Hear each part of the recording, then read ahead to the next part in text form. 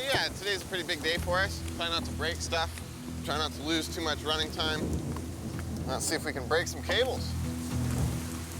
At Scribner Creek, Parker is moving his wash plant to the new boundary cut extension. I think naming this thing Slucifer was the best idea. First time we set it up, it started pouring rain in, and now we're trying to move it, and it's thunder and lightning. Something ain't lining up here.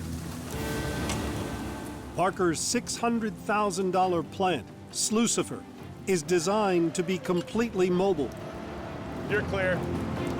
But if the plant tips in the rain, Parker's season will be over. So the young mine boss has taken the hot seat. Seems to be pulling along just fine.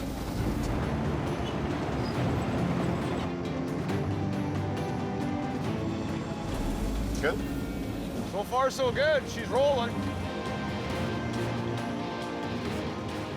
Kind of looks like an angel right now. She's got the angel wings. This plant's really wide, so we're just trying to get around the corners here without hitting anything.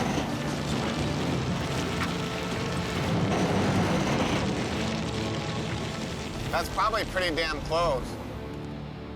It pulls fine straight, just turning it around is difficult with these machines. To complete the move, Parker must spin his wash plant so the sluices and tailings conveyor hang over the 60-foot drop. He's right on the edge. Ah!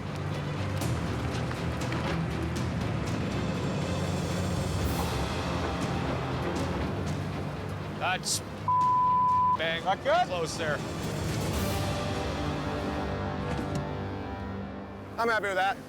Yeah. Booyah. Slucifer!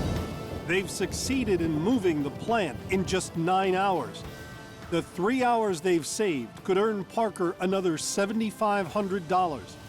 But firing up during a thunderstorm could be fatal. Slucifer.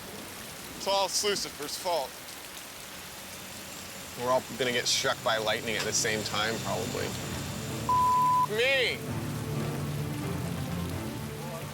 Look at Dozer. Yeah, he looks just miserable. Dozer. Oh! Parker's new pad is built of loose overburden that could be weakened by a severe soaking. We'll know God's done his work when the plant's down there. Yeah, that'll be absolution there. Until then, they're just coincidences.